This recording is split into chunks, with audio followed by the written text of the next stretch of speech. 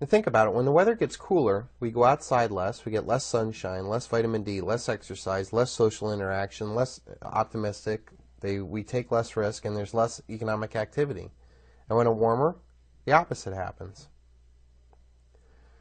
The same feeling we get during these seasons have a cumulative effect over us over time. So if we're in a cooler century through less solar radiation and a cooler temperature, it tends to darken the mood of people. It's colder out, longer winters. Over time, it wears on generations, maybe not noticeably, but certainly over their cumulative effect.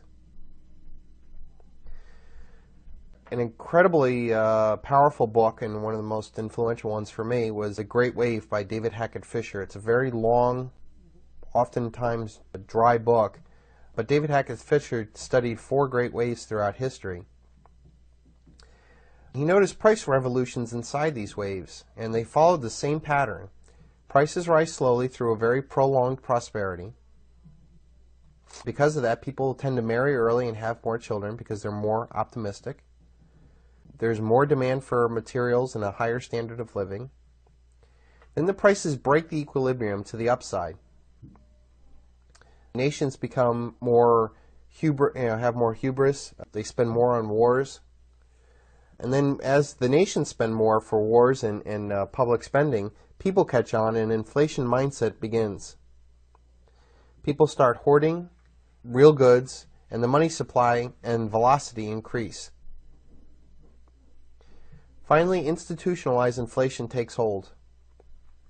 Markets and governments become unstable.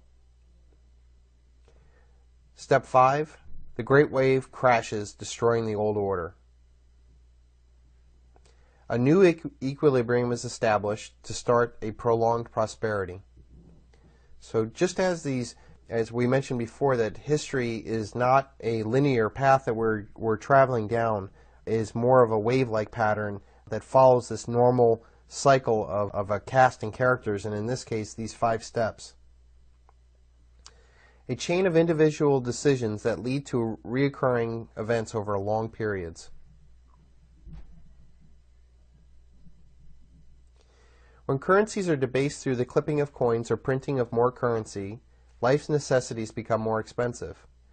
Food and energy in all of these cycles from David Hackett Fisher far outpace inflation. So if you're looking for good investments, invest in food and energy. And that's because they are the most basic forms, necessities in life.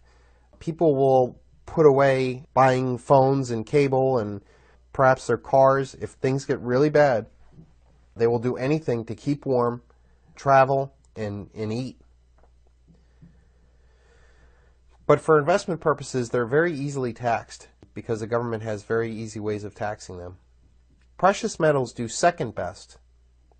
As demand rises for real money and people seek to protect their capital, and they are not easily taxed. A gold coin put away in the ground can last forever without deteriorating its intrinsic value, and literally could be passed on from generations to generations, and there could be no transaction for it to be taxed. Real estate does a little bit better than inflation as the uses change, but they are not liquid investments and they're very easily taxed. Commodities like cotton and iron will keep up with inflation, and as all other paper assets are destroyed by inflation. So as an inflation takes hold, food and energy far outpace. They're by far the best investment, but there are tax consequences.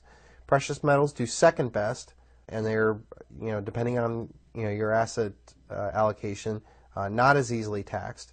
Real estate does a little bit better.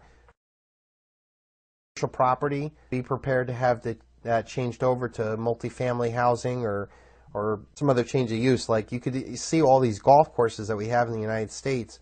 I could definitely see a case where golf courses are going to be turned back into farmland or some other use because there's too many golf courses and there's better use for that land. Finally, commodities, hard commodities will keep up with inflation, while all other paper assets, real stocks, bonds, paper currencies, all get destroyed.